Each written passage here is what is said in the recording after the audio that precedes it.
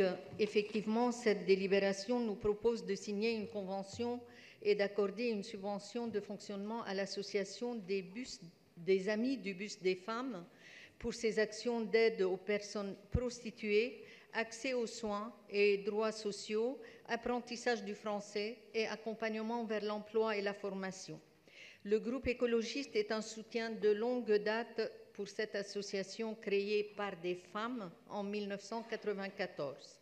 Les associations des Amis du Buste des Femmes sont tout particulièrement nécessaires aujourd'hui, face à la dégradation des conditions de vie des personnes prostituées dans notre ville.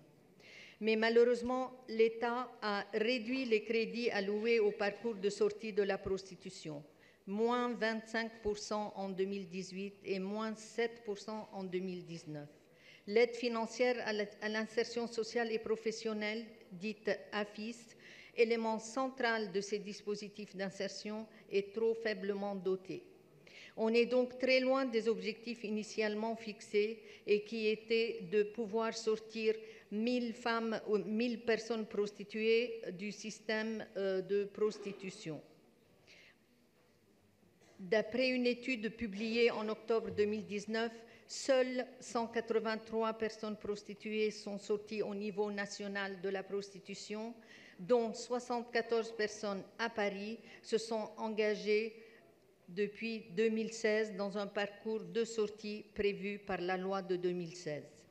L'État doit donc abonder son budget de ce dispositif pour augmenter le montant de l'aide à l'insertion, à la formation et à l'insertion sociale et la rendre véritablement incitative. Aujourd'hui, le montant de l'aide s'élève seulement à 350 € par mois pour une personne sans enfant. Ce n'est clairement pas assez et surtout à Paris.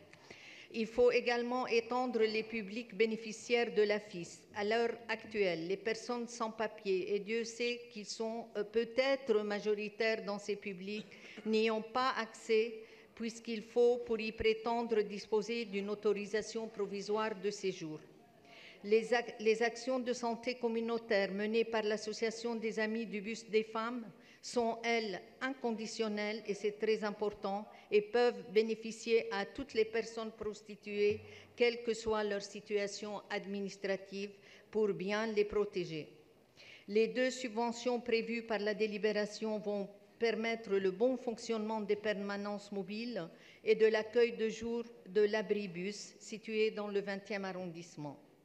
Ces 2 types d'actions sont particulièrement adaptés au contexte de marginalisation de la prostitution que nous venons d'évoquer et à travers de cette délibération qui s'inscrit dans le cadre du pacte parisien de la lutte contre l'exclusion, la ville de Paris continue ainsi à soutenir tous les acteurs agissant auprès de ces publics particulièrement vulnérables et c'est donc avec beaucoup d'enthousiasme et d'encouragement que nous votons cette délibération et nous remercions tout particulièrement Madame Anne Suiris et ses équipes, son cabinet, de pouvoir suivre cette association et la soutenir pour qu'elle puisse rester sur le terrain et faire le travail efficace qu'elle effectue sur notre territoire. Je vous remercie.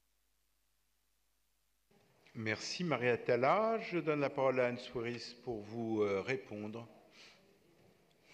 Merci, Monsieur le maire. Merci Maria Attala. Merci pour l'association du Buste des Femmes, effectivement, qui est née en 1994. Et je voudrais juste dire une chose importante, c'est que c'était une des premières associations en France à faire de la santé communautaire. Santé communautaire qui, on a vu, était absolument essentielle, en l'occurrence pour lutter contre le sida, puisque les premières associations de santé communautaire sont nées comme ça, avec aide, avec d'autres associations ou de grandes associations. Et le Buste des Femmes est une de ces associations-là, qui en l'occurrence était vraiment faite pour les personnes prostituées.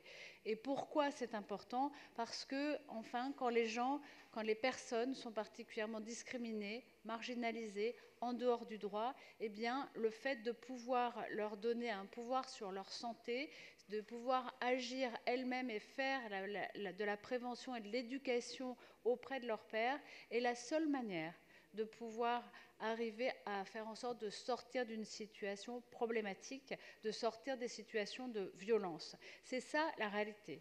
Et c'est ça sur laquelle le bus des femmes a été la première association. Après, il y en a eu d'autres. Il y a eu Griselidis à Toulouse, il y a eu Cabiria à Lyon, il y en a eu d'autres un peu partout en France, qui a permis d'abord de mieux les protéger et faire en sorte de voir, par exemple, que les personnes prostituées avaient très peu accès aux droits auxquels elles auraient pu prétendre et qui pouvaient non seulement les défendre contre le VIH à l'époque et contre les maladies, mais aussi contre les violences.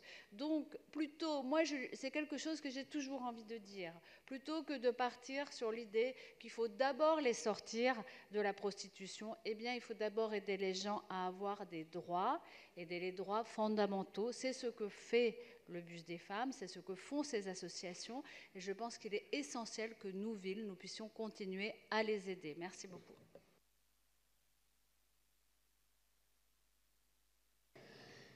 Merci beaucoup, Anne-Souris. Je mets donc aux voix ce projet de délibération d'AZES 30 qui est pour, qui est contre, qui s'abstient. Il est adopté. Nous examinons le projet de délibération d'AZES 40.